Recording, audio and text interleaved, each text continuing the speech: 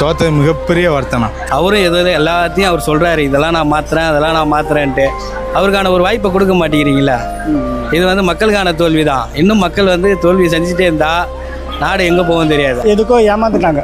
ஏன் இது மக்கள் தீர்ப்பு தானே? ஆமாங்க, ஒரு 20 வருஷமாக போராடுறாரு. ஒரு மனுஷன் எதுக்காக போராடுறாருன்னு அதுவே தெரியாமல் வாக்காளர்கள் அவர் நிற்கிற தொகுதியில் ஓட்டு கம்மியாகிடுச்சோ இல்லை அவர் ஜெயிக்க முடியலையோ ஏதோ ஒரு பிரச்சனை இருக்குதுல்ல, அப்போது மக்கள் விழிப்புணர்வு கொஞ்சம் கம்மியாக இருக்குது அவர் விஷயத்தில். ஆமாம், எல்லாம் இந்த நடிகர் மோகத்தில் தான் போகிறாங்க. அது என்ன சொல்கிறது, அடுத்த ஆட்சியில் அது க்ளீனாக தெரிஞ்சிடும். தோத்தாலும் சீமான் தான், ஜெயித்தாலும் சீமான் தான் தலை. ஆனால் தொடர்ச்சியாக தோத்துட்டே இருக்கார்ல, ஒரு சோர்வு வராது அவருக்கு? மக்கள் தோக்க வச்சுட்டே இருக்கீங்களே, அவர் பேச்சை பார்த்தா உங்களுக்கு சோர்வு தெரியுதுங்களா? இலங்கையிலேருந்து கற்றுக்கணும் வந்தவர் தலை, அது எப்படி வரும் அவருக்கு? நான் யாருடைய பிள்ளைன்னா தலைவர் பிரபாகரனுடைய பிள்ளைன்னு சொல்லுவார். பிரபாகரன் எந்த இடத்துலையும் அவர் தோல்வியை நோக்கி என்னதான் போனாலும் அவர் உயிரே பறி கொடுத்த நேரத்தில் கூட அவர் பின்வாங்கினதில்லை. அதே நிலைமையில் தான் அண்ணன் சீமான் அவர்களையும் பார்க்குறேன். அவர் எத்தனை தோல்வி சந்தித்தாலும் அவரோட நோக்கம் தமிழர் முன்னேற்றத்துக்காக தான் இருக்குது. அதனால் அவர் கண்டிப்பாக பின்வாங்க மாட்டார். இன்னும் போராடுறதுக்கு மக்கள் இருக்கிறாங்க. கண்டிப்பாக அவங்க கூட எல்லாரும் நிற்பாங்க. கவலையே படாதீங்க. இன்றைக்கி இல்லைனாலும் என்றைக்காவது ஒரு நாள் நம்ம ஆட்சி மலரும். ஆனால் தொடர்ச்சியாக மக்களோட எல்லா பிரச்சனையும் களத்தில் நிற்கிற சீமான் அவர்கள் இந்த முறையும் மீண்டும் தோற்றுருக்காங்க. அவங்க கட்சியும் தோற்றுருக்கு. எப்படின்னு பார்க்குறீங்க? இல்லை, அதுதான் தலை அவருக்கு. இதுவே தோத்தாலும் சீமான் தான், ஜெயித்தாலும் சீமான் தான் தலை.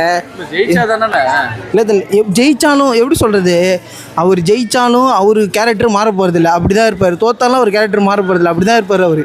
எப்பவுமே அவர் ஒரே மாதிரி தான் இருக்கனால தான் அது இன்னும் அப்படியே இருக்கார். சோர்வு வந்துடாதா இந்த மக்கள் தொடர்ச்சி? வராது தலை. அவர் இலங்கையிலேருந்து கற்றுக்கணும் வந்தவர் தலை, அது எப்படி வரும் அவருக்கு?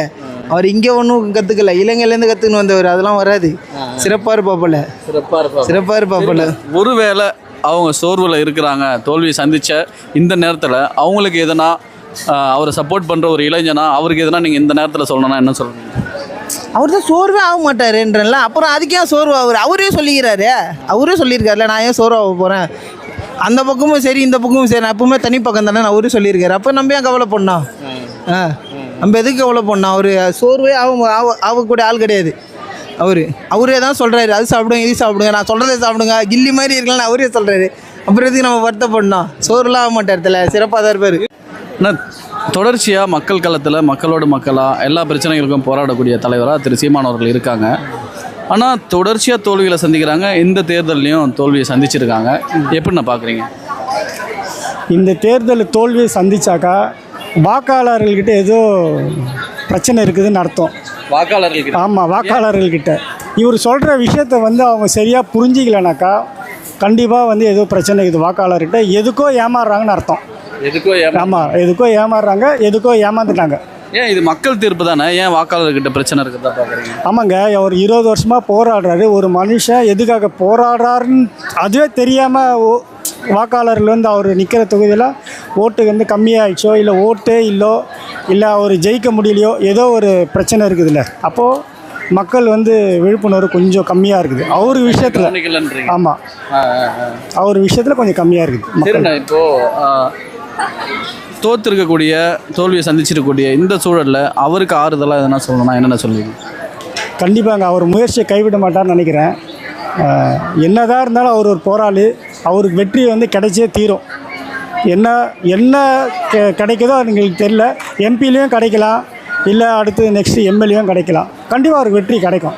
அவர் ஒரு போராளி. ஏன் அவருக்கு வெற்றி கிடைக்கணும்? போராளின்னு சொல்லிட்டு இல்லைங்க, தமிழக மக்களுக்கு என்ன தெரியும்னு சொல்லிட்டு அவருக்கு தெரியுது. அது கண்டிப்பாக வெற்றி கிடைக்கும், அவருக்கு கிடைக்கும். ஆமாம், அதாவது வெற்றிக்கு தோல்வி தான் படிக்கட்டுன்னு சொல்லுவாங்க. அவர் எவ்வளோ தான் தோல்வியை சந்தித்தாலும் அவர் முட்டி மோதி முன்னாடி வரணும் தான் பார்க்குறாரு.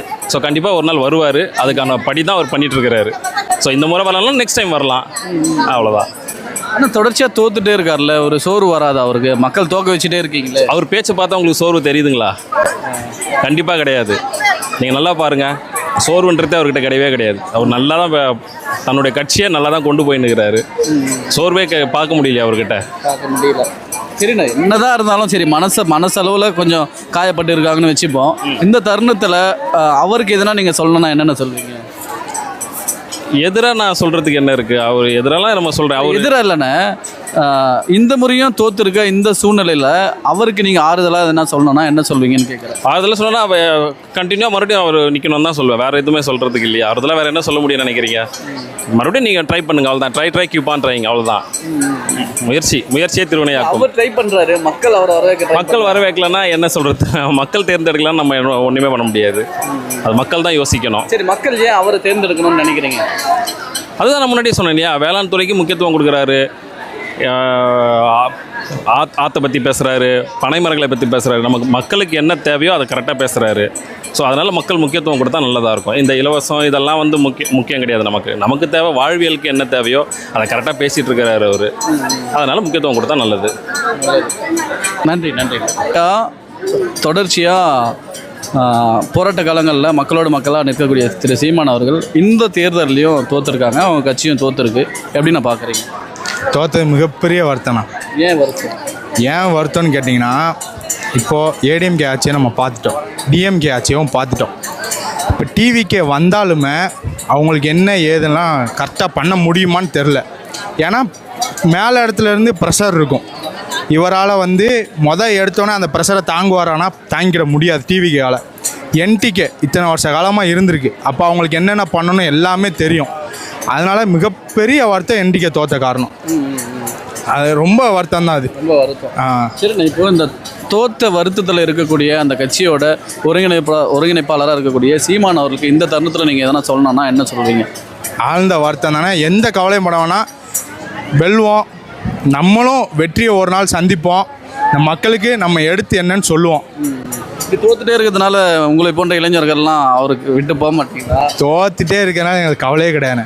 ஒரு நாள் வெற்றி வரதான் செய்யும். எத்தனையோ தோல்வியை பார்த்துட்டு, இது எங்களுக்கு புதுசு கிடையாது. தோக்குறது வந்து இனிமேல் வர்ற வெற்றியை நாங்கள் எப்படி கொண்டாடுவோமோ அப்படி கொண்டாடிக்கிறோம். தோத்தது வந்து எங்களுக்கு எந்த இதுவுமே இல்லை. வெற்றியை நோக்கி பயணம் பண்ணுவோம். அதான் எங்களோட இதே. ஆனால் தொடர்ச்சியாக மக்கள் களத்தில் நிற்கிற திரு சீமான் அவர்கள் இந்த முறையும் தோல்வியை சந்திச்சிருக்காங்க. எப்படி நான் பார்க்குறீங்க? அதாவது ஆக சிறந்த தலைவர்கள்லாம் நிறைய தலைவர்கள் தமிழ்நாட்டுக்கு இருந்திருக்காங்க. நம்ம சுதந்திரம் கிடைக்கிறதுக்கு முன்னாடியும் சரி, சுதந்திரம் கிடைச்சதுக்கு அப்புறமும் சரி, நிறைய தலைவர்கள் இருந்திருக்காங்க. அவங்களுடைய திறமைக்கு அங்கீகாரம் வந்து அவங்க காலகட்டத்தில் கிடைக்கல. காலகட்டம் முடிஞ்சதுக்கு அப்புறம் தான் கிடைச்சிருக்கு. அதுபோல் தான் இந்த தேர்தல் நான் பார்க்குறேன். சீமான் வந்து தனிச்சே நிற்கிறாரு. அவரோட கருத்துக்கள் எல்லாம் நேர்மையாக இருக்குது, உண்மையாக இருக்குது, தைரியமாக எடுத்து வைக்கிறாரு. மக்களுக்கு அவர் ஒன்று அங்கீகாரம் கொடுக்கல. இது வந்து மிகப்பெரிய வருத்தமாக தான் அண்ணன் சீமானுக்கு இருக்குன்னு நான் நம்புகிறேன். ஆனால் அதுக்காக அவர் பின்வாங்கிட்டு போகிறது கிடையாது. ஏன்னா அவர் அரசியல் கலன்னு சொல்லி வந்துட்டார். கண்டிப்பாக இன்றைக்கி இல்லைனாலும் அடுத்த வாட்டி அவர் வந்து இதை விட மிகப்பெரிய வெற்றி பெறுவார். ஆனால் என்னுடைய ஒரு சின்ன கருத்து என்னன்னா, சீமான் அண்ணன் வந்து தனிச்சே நின்றுருக்கேன். நான் பொதுமக்களில் ஒருத்தனாக தான் சொல்கிறேன்.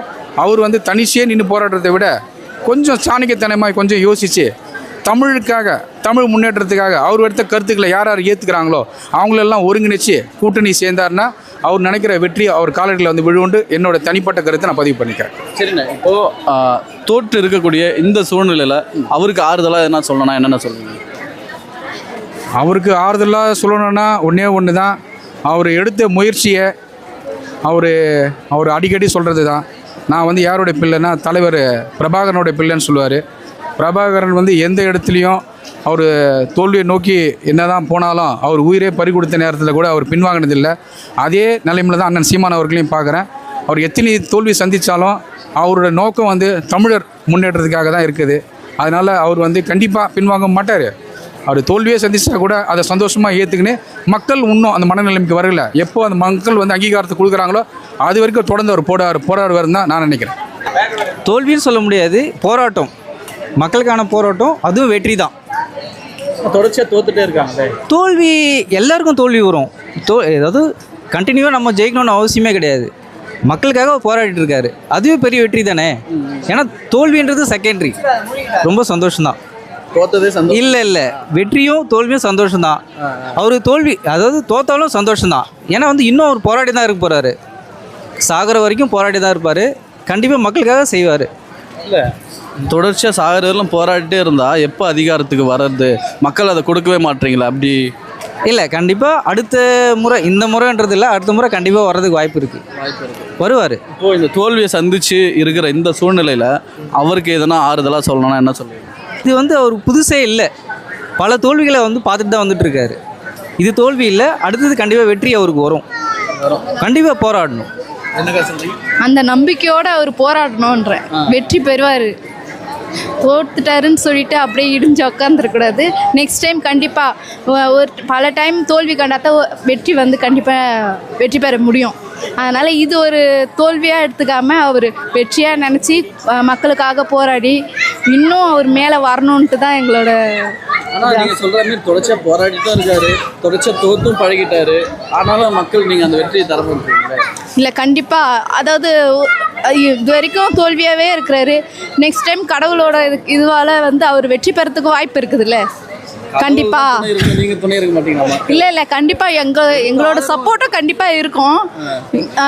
இருந்தாலும் நெக்ஸ்ட் டைம் தோல்வின்றது ஒரு இதுதான், நம்ம வெற்றிக்கு ஒரு அடிப்படையாக தான் நம்ம வந்து அதை எடுத்துக்கணும் அப்படின்னு தான் என்னோட கருத்து. நன்றி நன்றிங்க. சொல்லுங்கள். இன்னொரு விஷயம், ஒரு புதுமுகம் வந்திருக்கு, அதை பற்றி என்ன சொல்கிறதுனே தெரியல. இன்றைக்கி சீமானு இன்னும் டவுன் ஆகுது காரணமே அதுதான் சொல்ல முடியும். ஏன்னா வந்து எல்லாம் வந்து இந்த நடிகர் மோகத்தில் தான் போகிறாங்க. அது என்ன சொல்கிறது, அடுத்த ஆட்சியில் அது க்ளீனாக தெரிஞ்சிடும். ஏன்னா இவர் எந்த அளவுக்கு எதுக்காக வந்திருக்காரு, யார் கூட வந்திருக்காரு, யாரால் வந்திருக்காரு தெளிவாக தெரிஞ்சிருக்கு. அடுத்த வாட்டி வர ரிசல்ட்டில் அவர் எந்த மாதிரி போவார்ன்றது தெளிவாக தெரிஞ்சிடும். மக்கள் வந்து அதுக்கு நல்ல பாடம் கொடுப்பாங்க. இந்த தோல்வி வந்து அவருக்கு வந்து ஒன்றும் பழசு கிடையாது, மக்களுக்கான தோல்வியாக தான் இது நான் எதிர்பார்க்குறேன். ஆமாம். ஏன் மக்களுக்கான தோல்வி? அவர் தானே தோற்றுருக்காரு. அவர் தோத்தா நான் இப்போ நாட்டில் எவ்வளோ பிரச்சனைகள் இருக்குது, அவரும் ஏதோ எல்லாத்தையும் அவர் சொல்கிறாரு, இதெல்லாம் நான் மாற்றுறேன், அதெல்லாம் நான் மாற்றுறேன்ட்டு. அவருக்கான ஒரு வாய்ப்பை கொடுக்க மாட்டேங்கிறீங்களா? இது வந்து மக்களுக்கான தோல்வி தான். இன்னும் மக்கள் வந்து தோல்வியை செஞ்சுட்டே இருந்தால் நாடு எங்கே போகும் தெரியாது. ஒரு நாள் எதுவுமே இல்லாத நிற்கிறப்ப தான் தெரியும் தமிழ்நாட்டோட நிலைமை என்னன்ட்டு. மக்கள் அவர் தோக்கடிச்சாலும் ஃபீல் பண்ணுவாங்கன்றீங்க? கண்டிப்பாக ஃபீல் பண்ணுவாங்க. இப்போ ஃபீல் பண்ண மாட்டாங்க. இப்போ ஒரு 5 வருஷம் 10 வருஷம் போனதுக்கப்புறம் இந்த டெக்னாலஜியாக இல்லாமல் ஒரு நாள் டவுன் ஆகும்.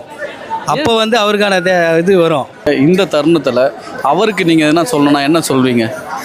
இன்னும் போராடுறதுக்கு மக்கள் இருக்கிறாங்க. கண்டிப்பாக அவங்க கூட எல்லாரும் நிற்பாங்க. கவலையே படாதீங்க. இன்றைக்கி இல்லைனாலும் என்றைக்காவது ஒரு நாள் நம்ம ஆட்சி மலரும். ஆட்சி மலரும். தொடர்ச்சியாக தோத்துட்டு இருக்க ஒரு தலைவர் ஏன் அவருக்கு சாதகமாக பேசுறீங்க? ஏன் அவர் கூட நிப்பன்னு ஏன் சொல்கிறீங்க? தோத்துட்டு தானே இருக்காரு. தோத்துட்டு இருந்தாலும் என்றைக்காவது ஒரு நாள் வெற்றி வாய்ப்பு வரும்ல அவருக்கு. வராமல் இருக்க போகிறதில்ல. இந்த மக்கள் ஒரு நாள் என்றைக்காவது புரிஞ்சுப்பாங்க. அவரை புரிஞ்சுப்பாங்க, கண்டிப்பாக புரிஞ்சுப்பாங்க. அவரை வந்து மக்கள் ஒரு நாள் தேடுவாங்க. கண்டிப்பாக தேடுவாங்க. இன்றைக்கி எவ்வளோ இதுவாக இருக்கலாம், நான் இதை தரேன் அதை தரேன் இலவசம் தரேன் எல்லாம் பின்னால் போயிருக்கலாம். ஆனால் கண்டிப்பாக ஒரு நாள் வந்து இந்த நாட்டு மக்கள் அவங்களை கண்டிப்பாக தேடியே தீருவாங்க. யாரை? சீமானை.